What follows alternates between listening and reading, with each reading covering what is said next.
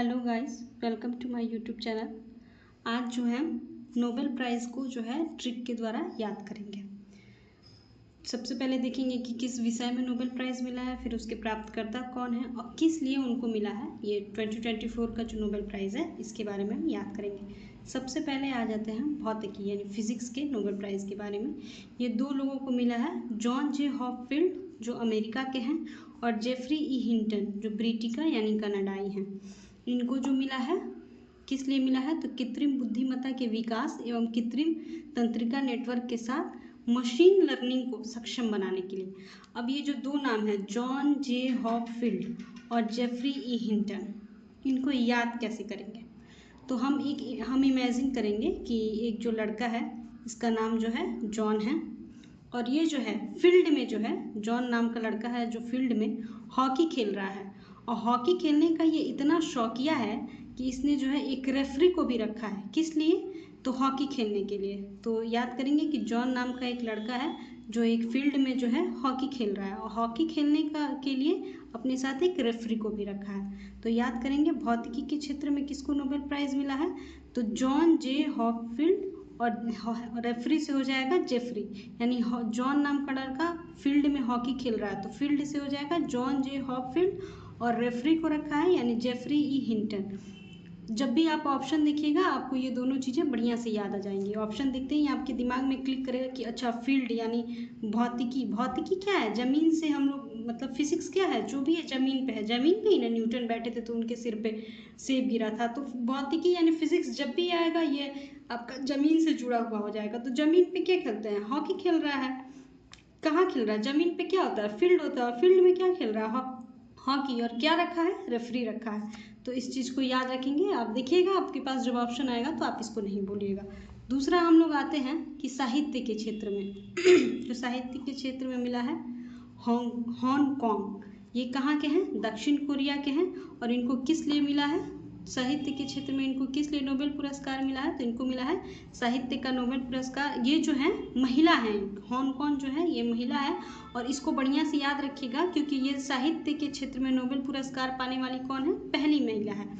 इसको याद रखना है कि साहित्य के क्षेत्र में पूछेगा कि नोबेल पुरस्कार पाने वाली पहली महिला कौन है, तो हांगकांग है। और ये कहाँ की, दक्षिण कोरिया की। अब याद कैसे करेंगे कि साहित्य के क्षेत्र में किसको मिला है, तो साहित्य क्या है, एक तरह से बुक्स होता है जिसको पढ़ते हैं। और साहित्य जब हम कोई भी साहित्य पढ़ते हैं तो लोग क्या हैं उसमें एकदम से घुस जाते हैं, ताकि एकदम से बढ़िया से दिमाग में लोग उसमें घुस के उसके हर एक स्टोरी में हर एक चीज़ में घुस घुस के पढ़ते हैं। उस टाइम कोई भी हमारे कान में अगर कोई हॉर्न या किसी भी तरह का आवाज़ आता है तो हमको क्या होता है, डिस्टर्बेंस होता है। तो हमारे कान में किसी भी तरह का जब हॉर्न आता है तो हमें क्या होता है, डिस्टर्बेंस होता है। तो किसी भी तरह के हॉर्न से हमारे कान में डिस्टर्बेंस नहीं हो तो याद रखिए, इसीलिए हम क्या करते हैं, दक्षिण कोरिया से हेडफोन लेके आएंगे और कान में लगा लेंगे। यानी हॉर्न और कान, किसी भी तरह का हॉर्न हमारे कान को डिस्टर्ब नहीं करे। यानी साहित्य पढ़ने के लिए क्या है कि कोई भी हॉर्न और कान में हमारे डिस्टर्बेंस नहीं करना चाहिए। तो साहित्य के क्षेत्र में किसको मिला है, तो हांगकांग को मिला है। और ये कहाँ की है, दक्षिण कोरिया की है। साहित्य के लिए नोबेल पुरस्कार पाने वाली पहली महिला है। इस चीज़ को याद रखिएगा।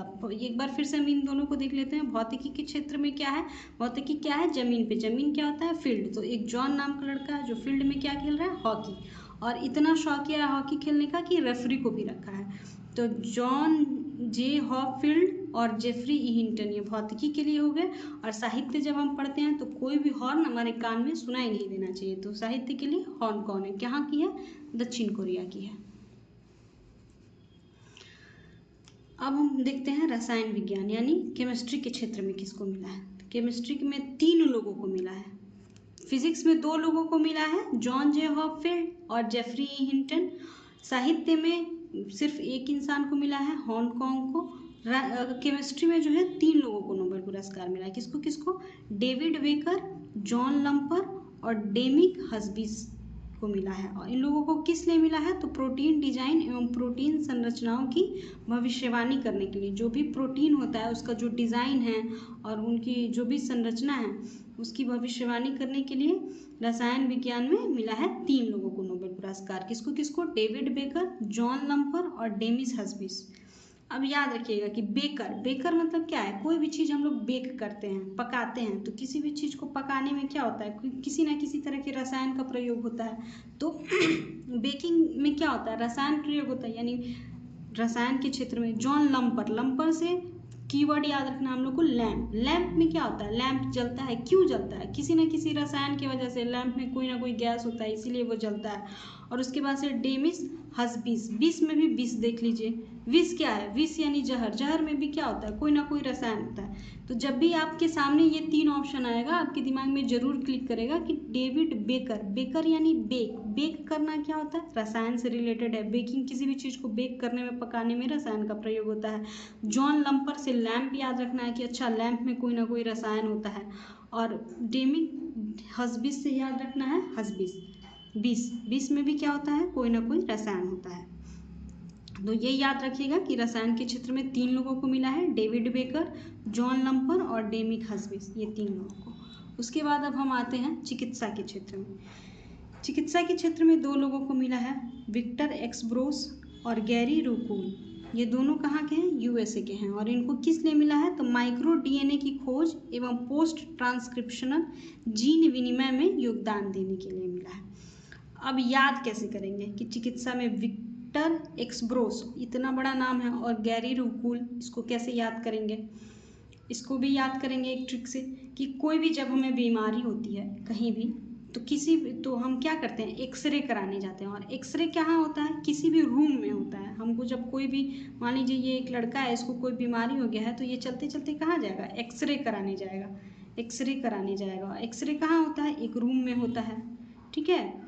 और रूम में जो भी लोग एक्सरे चला रहे होते हैं उनको क्या हम लोग जानते हैं, नहीं जानते हैं। और जिसको नहीं जानते हैं वो क्या होता है, गैर होता है, हमारे लिए एक तरह से गैर होता है। और हम उससे अपनी कुल बॉडी यानी पूरी बॉडी का जो चेकअप जो है, हम किसी भी गैर से एक रूम में पूरी बॉडी का चेकअप, इसको अदरवाइज नहीं लेना है, ये सिर्फ मैंने आपको याद कराने के लिए इस तरह का ट्रिक बनाया है, इसका कुछ गलत मतलब नहीं निकालना है। तो हम लोग जो है जिसको नहीं जानते वो क्या होता है, गैर होता है। और एक्सरे क्या होता है, एक रूम में होता है, तो उससे जो है हम लोग पूरी बॉडी का चेकअप एक्सरे के द्वारा कराते हैं। तो चिकित्सा में याद रखना है कि एक्सरे, एक्सरे क्या है, जब भी आपको ऑप्शन आएगा तो ये रहेगा एक्सरे, यानी एक्सरे क्या होता है, चिकित्सा के लिए होता है।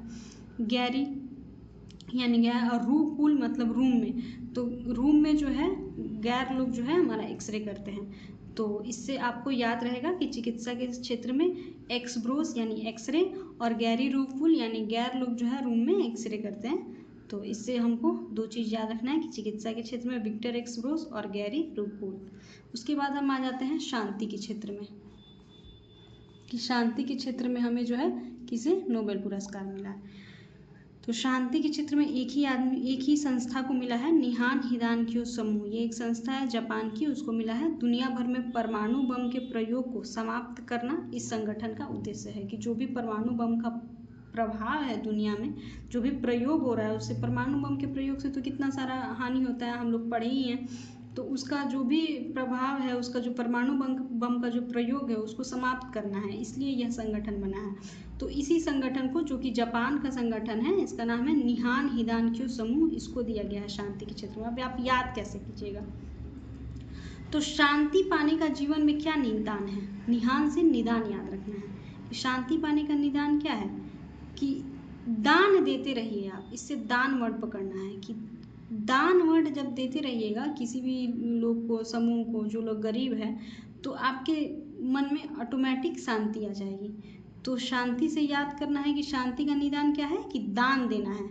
तो निहान हिदानक्यो समूह, वह ऐसे आपको पूरा तो लिखना नहीं है, ऑप्शन तो रहेगा ही एग्जाम में, तो बस हमको कीवर्ड पकड़ना है जिससे कि हमको एग्जाम में जो है ऑप्शन पकड़ा जाए। तो शांति के क्षेत्र में शांति पाने के लिए क्या निदान है, कि हम लोगों को दान दें, तो हिदानक्यो समूह। तो इससे याद रहेगा कि शांति के क्षेत्र में निहान हिदानक्यो समूह जो है इसको मिला है पुरस्कार, और ये कहाँ की संस्था है, जापान की। उसके बाद हम जो है देखते हैं अर्थशास्त्र में। अर्थशास्त्र में भी 3 लोगों को दिया गया है, एक तो रसायन में 3 लोगों को दिया गया है, और अर्थशास्त्र में भी 3 लोगों को दिया गया है। किसको किसको, डेरॉन एसमोग्लू, साइमन जॉनसन और जेम्स ए रॉबिन्सन। और ये तीनों कहाँ के हैं, यूएसए के हैं। तो संस्थाओं के निर्माण और समृद्धि पर उनके प्रभाव पर शोध करने के लिए दिया गया है अर्थशास्त्र के क्षेत्र में। तो पहला नाम है डेरॉन एस्मोग्लू, दूसरा है साइमन जॉनसन और तीसरा है जेम्स ए रॉबिन्सन।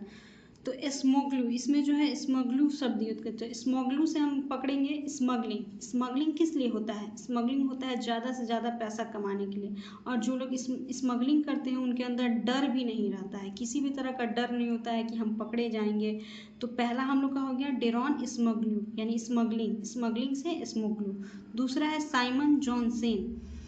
तो साइमन से हम लोग को याद रखना है साइमन कमीशन। साइमन कमीशन हालांकि उसका रिलेशन इससे नहीं है अर्थशास्त्र से, लेकिन हम लोग याद करने के लिए कर रहे हैं कि कोई भी जो है अपने मन में साईं बाबा से क्या प्रार्थना करता है। साइमन से साईं और मन से मन। साईं से साईं बाबा को हम लोग याद कर लेंगे और मन में तो कोई भी साईं बाबा से क्या प्रार्थना करता है कि ये भगवान हमको बहुत जल्दी धनवान बनवा दीजिए, जल्दी से पैसा दे दीजिए, सब चीज़। मतलब जो भी हम लोग मांगते हैं उसका कहीं ना कहीं ताल्लुक पैसे से ही होता है कि पैसा आएगा तो सारा लग्जरियस चीज़ें हमारे लाइफ में पूरी होंगी।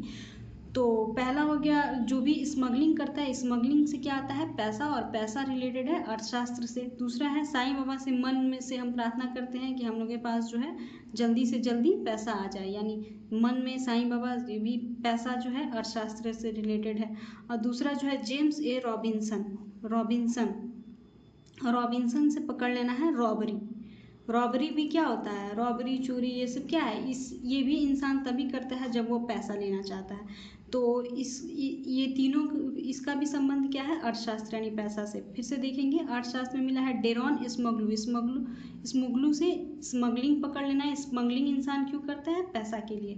साइमन जॉनसन यानी साईं बाबा से मन से प्रार्थना किया जाता है कि हम लोग को पैसा मिल जाए, तो साइमन जॉनसन। और जेम्स ए रॉबिन्सन यानी रॉबरी करता है पैसे के लिए। आप एग्ज़ाम में जब बैठिएगा इस वीडियो को दोबारा से आप रिवाइज कीजिएगा, और जब आप इसका क्वेश्चन लगाइएगा नोबेल प्राइज़ का तो ऑटोमेटिक आपका सारा क्वेश्चन सही हो जाएगा। तो इसके लिए ये मिला है। तो इस तरह हमारा 6 का 6 जो नोबेल प्राइज़ है भौतिकी, साहित्य, रसायन विज्ञान, चिकित्सा, शांति और अर्थशास्त्र के क्षेत्र में, इसको मैंने आपको करा दिया। अगर आपको एक बार में नहीं समझ में, आप इस वीडियो को 2x पे दोबारा से देखिए और उसको याद करने का कोशिश कीजिए। उसके बाद आप कमेंट में जो भी टॉपिक करेंगे मैं अगली बार उस टॉपिक का जो है ट्रिक लेके आऊँगी। तब तक के लिए नमस्कार। अगर मेरा वीडियो अच्छा लगा हो तो लाइक, शेयर एंड सब्सक्राइब कीजिएगा। धन्यवाद।